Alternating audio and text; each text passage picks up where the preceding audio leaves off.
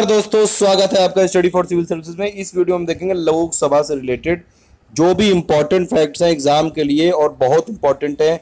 कब से लोकसभा चालू हुई, सबसे पहली लोकसभा कौन सी थी, अभी कौन सी चल रही है, उस पर स्पीकर कौन से हैं अभी, ये सब चीज़ें। चलिए इसमें स्टार्ट करते हैं। स्टेट पीसीएस, एसएससी सीजीएल और जितने भी आने वाले एग्जाम हैं, स्टेट पीसीएस, आईएएस पीसीएस, सभी के लिए इंपॉर्टेंट है ये। सबसे पहली बात तो लोकसभा को बोलते हैं लोअर हाउस या फिर हाउस ऑफ द पीपल, और ये ऐसी सभा है जिसमें जो लोग आते हैं वो सब इलेक्ट होके आते हैं, उनको आम जनता इलेक्ट करती है। इसको बोलते हैं लोअर हाउस। इंडिया का जो बाई कैमरल सिस्टम है उसमें एक है लोकसभा, एक है राज्यसभा। राज्यसभा को बोलते हैं अपर हाउस और लोकसभा को बोलते हैं लोअर हाउस। इसको हाउस ऑफ द पीपल बोलते हैं लोकसभा को, ठीक है। इसमें देखिए इलेक्शन होता है एडल्ट यूनिवर्सल सफरेज से, मतलब कि जो भी 18 साल से ऊपर लोग हैं वो सभी वोटिंग में पार्टिसिपेट कर सकते हैं। और दूसरा इसमें सिस्टम है फर्स्ट पास्ट द पोस्ट, मतलब कि अगर एक जगह एक कॉन्स्टिट्यूएंसी है और वहाँ पे कितने भी वोट हैं उसमें सबसे ज़्यादा वोट जो भी अचीव करेगा वही जीता माना जाएगा। तो ये है इसमें। जैसे कई देशों में ये होता है कि आप अगर 50% नहीं करेंगे तब तक नहीं माने जाएंगे, या फिर कुछ परसेंट होता है उसमें। यहाँ पे ऐसा नहीं है। फर्स्ट पास्ट द पोस्ट मतलब है कि जो भी पहले सबसे मेजॉरिटी ले आया, अगर मान लीजिए 100 वोट हैं, भले ही उसके 20 वोट हो लेकिन बाकी सबसे ज़्यादा है, मतलब वो जीत गया। इसमें देखिए सबसे इम्पोर्टेंट बात ये है कि एक 61st अमेंडमेंट हुआ था, 61वां ये जो संविधान का संशोधन हुआ था, उसमें लोकसभा की जो एज है, जो वोटिंग में पार्टिसिपेशन करने की एज है, मतलब कि जो वोट होता है उसमें जो लोग भाग लेते हैं उसकी एज पहले 21 साल थी, उसको घटा के 18 साल कर दी गई थी। ये 61st अमेंडमेंट है। 1988 में आया था, 1989 में फाइनली कमेंस किया गया था, 1989 से ये प्रभावी है। तो ये आप याद रखिएगा। और इसमें आर्टिकल 326 किया गया था अमेंड, जिसमें कि जो कि रिलेटेड है पूरा ये वोटिंग एज जो कि लोकसभा और प्लस लेजिस्लेटिव असेंबली यानी कि विधानसभा जो होती है सरकार राज्य की, उन सभी में वोटिंग एज और ये सब चीज़ें आर्टिकल 326 में थी, उसको अमेंड किया गया 61वें कॉन्स्टिट्यूशनल अमेंडमेंट से, 61st constitutional amendment of India से, और उसमें 21 साल से घटा के ये एज कर दी गई 18 साल। तो अभी इसकी जो एज है वोटिंग में पार्टिसिपेट करने की, चाहे वो लोकसभा का इलेक्शन हो चाहे विधानसभा का इलेक्शन हो, 18 साल से ऊपर है आप तो पार्टिसिपेट कर सकते हैं। दूसरी बात ये लोकसभा चैम्बर में मिलता है, संसद भवन बोलते हैं, न्यू दिल्ली में है ये। मैक्सिमम स्ट्रेंथ देखिए ये बड़ा इंपॉर्टेंट चीज़ और बड़ी इसमें कन्फ्यूजन भी होता है। मैक्सिमम स्ट्रेंथ लोकसभा की कितनी है? 552 है। 552 है टोटल मैक्सिमम स्ट्रेंथ, और उसमें 530 सीटें हो सकती हैं स्टेट के लिए, 20 सीटें हो सकती हैं यूनियन टेरिटरीज के लिए, और 2 सीटें वो होंगी जो कि राष्ट्रपति एंग्लो इंडियन कम्युनिटी से 2 लोगों को नॉमिनेट करता है। सबसे इंपॉर्टेंट बात याद रखिएगा। लेकिन अब क्वेश्चन उठता है कि जब मैक्सिमम सीटें 552 है तो अभी की जो लोकसभा की हाईएस्ट जो टोटल कैपेसिटी है वो अभी मतलब जो टोटल है 545 के, वैकेंसी तो आती रहती है टाइम टू टाइम, मतलब 543 में इलेक्शन होता है, 2 को राष्ट्रपति प्रेसिडेंट ऑफ इंडिया नॉमिनेट करता है। ऐसा क्यों? 7 सीटें कहाँ चली गई? अब इसके लिए मैंने भी नेट पे ढूंढा और जो मुझे ये समझ में आया कि 2-3 तर्क दिए गए हैं। पहला तर्क ये दिया गया है कि 7 सीटें जोड़ी गई, ये अभी अधूरी रखी गई हैं कि जो हमारा पीओके वाला एरिया है, पाक ऑक्युपाइड कश्मीर, जिसको कश्मीर ने इलीगली कब्जा कर रखा है, उसके लिए 7 सीटें हैं, तो इसलिए 7 सीटें अभी तक बची हुई हैं। दूसरी बात ये कि देखिए ये तो टोटल कैपेसिटी मैक्सिमम स्ट्रेंथ है, अब इसीलिए मैक्सिमम स्ट्रेंथ ज़्यादा रखी गई कि मान लीजिए अगर कभी हमने कुछ और एक्वायर किया या फिर कभी स्टेट का बंटवारा ऐसा हुआ जब हमको पता लगा कि हम सीटें बढ़ाने की जरूरत है, तो उसके लिए कॉन्स्टिट्यूशनल अमेंडमेंट करना पड़ेगा। वो बहुत ही लंबी प्रोसेस है इंडिया जैसे कंट्री में, तो इसलिए पहले से ही ज़्यादा है ये। तो ये सब तर्क है इसमें। तो इस समय अगर आप देखें तो 545 सीटें हैं लोकसभा में, 543 पे इलेक्शन होता है, 2 एंग्लो इंडियन कम्युनिटी से आते हैं, मतलब कि उनके पूर्वज ये इंग्लैंड के थे और वो यहाँ पे इंडिया में ही पले बड़े हैं, सब कुछ हुआ है उनका।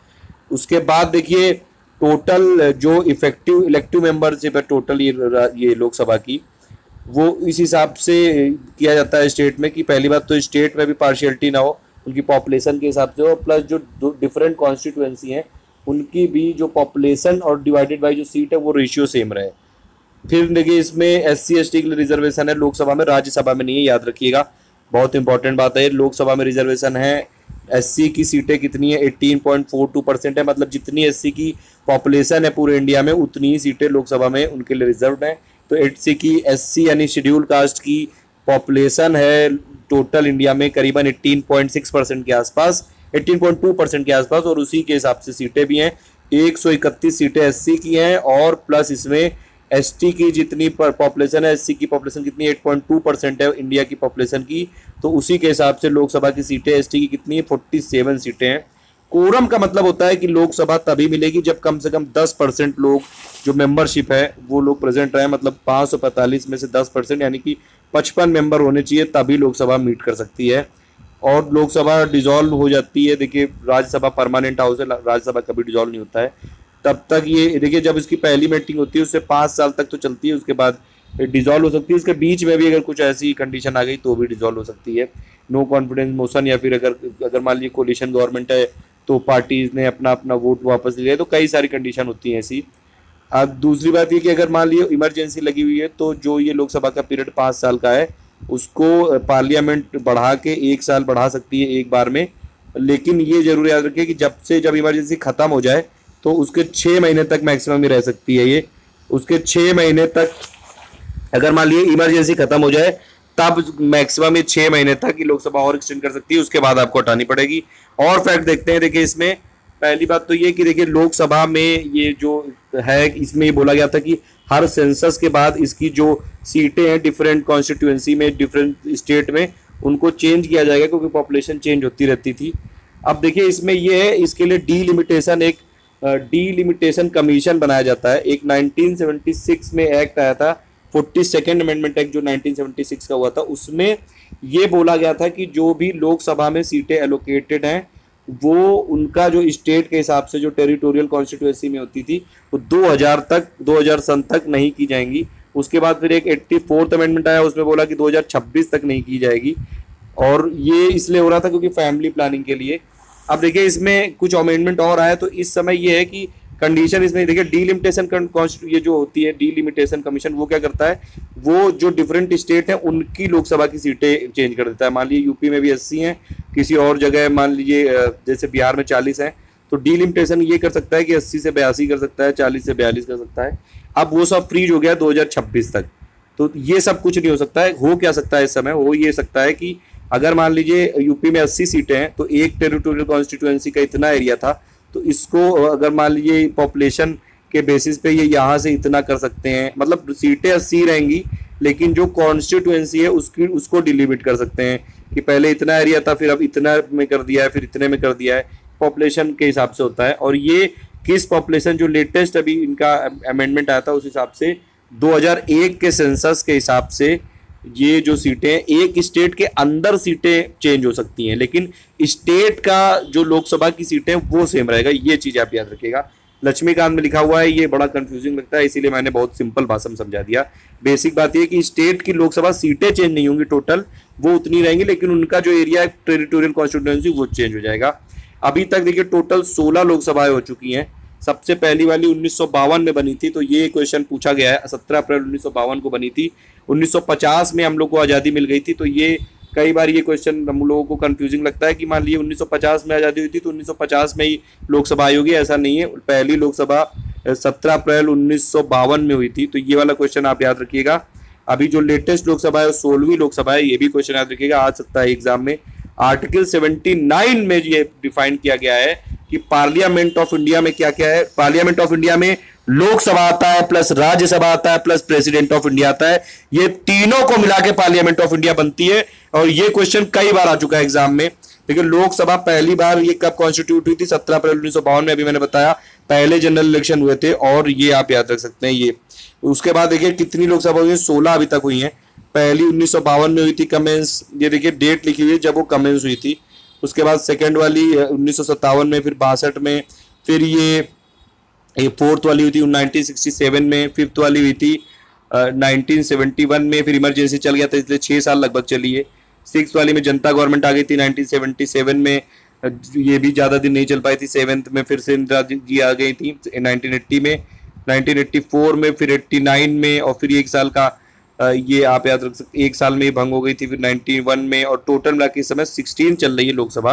तो ये आप याद रखिएगा। देखिए सिस्टम क्या होता है उसमें, ये बता चुका हूँ। डायरेक्ट ये यूनिवर्सल एडल्ट सफरेज होता है, मतलब 18 साल से कम जो भी हैं वो वोट दे सकते हैं। और ये 61st अमेंडमेंट हुआ था, 61st अमेंडमेंट एक्ट से आया था। 1988 में एक्ट लाया गया था, 1989 में फाइनली पूरा ये पास हो गया था, इफेक्टिव हो गया था। उसमें बोल दिया गया था 18 साल से कम लोग, सभी लोग वोट कर सकते हैं लोकसभा में और लोकसभा, ये जो लेजिस्लेटिव असेंबली यानी कि विधानसभा के इलेक्शन में। और जो सीटें हैं वो इस हिसाब से डिवाइड की जाती हैं कि जो रेशियो हो उनकी पॉपुलेशन का और प्लस जो सीटों का रेशियो हो। ये देखिए ये लिखा हुआ है, each state is allocated a number of seats in the Lok Sabha in such a manner that the ratio between the number and its population is same for all states of India. मतलब जितनी भी लोकसभा की सीटें हो और प्लस जो उनकी population का रेशियो हो वो सेम होना चाहिए सभी स्टेट के लिए। हालांकि ये प्रोविजन जिस स्टेट के पास 60 लाख से कम पॉपुलेशन है उस पर अप्लाई नहीं होगा, ठीक है, ये वाली चीज थी। और एक दूसरी चीज ये कि हर स्टेट में टेरिटोरियल कॉन्स्टिट्यूएंसी ये डिवाइड की जाती है, जिसमें एक चीज याद रखनी होती है कि हर कॉन्स्टिट्यूएंसी और प्लस जो उसको एलोकेट हुई है सीटें उनका रेशियो सेम रहे थ्रू आउट द स्टेट। तो through out the state ratio same होना चाहिए और प्लस डिफरेंट स्टेट्स के बीच में रेशियो सेम होना चाहिए लोकसभा की जो सीट्स हैं उनके हिसाब से। ये आप याद रख सकते हैं। देखिए यही क्वेश्चन अभी मैं बता चुका हूँ, 2001 के सेंसस के हिसाब से जो एक स्टेट में टेरिटोरियल कॉन्स्टिट्यूएंसी है उनको ये चेंज किया जा सकता है, लेकिन स्टेट की टोटल नंबर ऑफ जो लोकसभा सीट हैं जैसे यूपी में 80 है वो फिक्स रहेंगी। अभी कम से कम 2026 तक तो यही है प्रोविजन, ठीक है। उसके बाद देखिए स्टेट वाइज रिप्रेजेंटेशन दिया हुआ है 16th लोकसभा का। अगर आप देखें तो सबसे ज्यादा तो आपको पता ही है यूपी में है। देखिए अगर कभी भी क्वेश्चन आएगा उसकी सबसे ज्यादा विधानसभा की सीटें कहाँ है, यूपी में है। सबसे ज्यादा लोकसभा की सीटें कहाँ है, यूपी में। सबसे ज्यादा राज्यसभा की सीटें कहाँ है, यूपी में। तीनों चीज याद रखिएगा। लोकसभा में यूपी कितनी सीटें हैं, 80। ये राज्यसभा में कितनी है, 31 है। और विधानसभा में कितनी, 404 है। 403 इलेक्ट होके आते हैं, एक होता है इंडियन जो कि गवर्नर अपॉइंट करता है। तो देखिए ये सीट का रिप्रेजेंटेशन दिया हुआ है लोकसभा का। उत्तर प्रदेश में 15% सीटें करीबन 15.15। सेकंड नंबर पे आता है महाराष्ट्र 9.09, थर्ड नंबर पे वेस्ट बंगाल 7.95, फोर्थ नंबर पे तमिलनाडु और फिफ्थ नंबर पे बिहार। ओवरऑल सीटों के हिसाब से देखिए सीटें दी हुई हैं। उत्तर प्रदेश में कितनी सीटें हैं, 80 सीटें हैं। नंबर 2 पे वेस्ट बंगाल 42 सीटें हैं। नंबर 3 पे कौन सा है, नंबर 3 पे है ये अपना, कहाँ गया, नंबर 3 में है बिहार। नंबर 3 में बिहार है और नंबर 4 पे है, सॉरी नंबर 1 पे है यूपी 80 सीटें। नंबर 2 में है, ये लोकसभा की बात हो रही है बस, महाराष्ट्र 48 सीटें। नंबर 3 पे वेस्ट बंगाल 42 सीटें। नंबर 4 पे बिहार 40 सीटें और नंबर 5 पे है तमिलनाडु 39 सीटें। टॉप 5 लोकसभा की सीट वाले स्टेट हैं। और देखिए जो सबसे लोवेस्ट है स्टेट वाइज तो मिजोरम में, नागालैंड और सिक्किम में एक एक सीट है लोकसभा की। ये यूनियन टेरिटरीज की बात करें अगर आप तो उसमें सबसे ज्यादा सीटें किस यूनियन टेरिटरीज के पास है, 7 हैं लोकसभा की दिल्ली में 7 सीटें, बाकी सभी यूनियन टेरिटरीज में एक एक है, बस ये आप याद रखिएगा। ये फाइनली प्रेजेंट में कौन कौन है, प्रेजेंट में स्पीकर कौन है, सुमित्रा महाजन बीजेपी की हैं। डेप्यूटी स्पीकर कौन है, ये एम थम्बी दुराई है AIADMK के। और leader of the house generally प्रधानमंत्री होता है, या फिर अगर प्रधानमंत्री किसी दूसरे बंदे को अपॉइंट कर दे अपनी जगह पे। तो इस समय वैसे लीडर ऑफ हाउस कौन है लोकसभा के, नरेंद्र मोदी जी है बीजेपी के। लीडर ऑफ अपोजिशन कोई नहीं, क्योंकि एक प्रोविजन है कि अगर आप अपोजिशन की पार्टी हो, कम से कम 10% आप अगर सीटें लाते हो तभी आपको अपोजिशन पार्टी माना जाएगा। कांग्रेस ने लोकसभा जो हुआ था इलेक्शन 2014 में उसमें 10% सीटें भी अचीव नहीं की थी, इसलिए इनको अपोजिशन वाली जो अपोजिशन लीडर ऑफ अपोजिशन की पोस्ट नहीं दी गई, इसीलिए बहुत बवाल भी हुआ था। तो ये लोकसभा से रिलेटेड काफी सारे फैक्ट हैं, सभी एग्जाम के लिए जरूरी है। नेक्स्ट वीडियो में राज्यसभा के देखेंगे, फिर उसके बाद पावर ऑफ लोकसभा भी देखेंगे।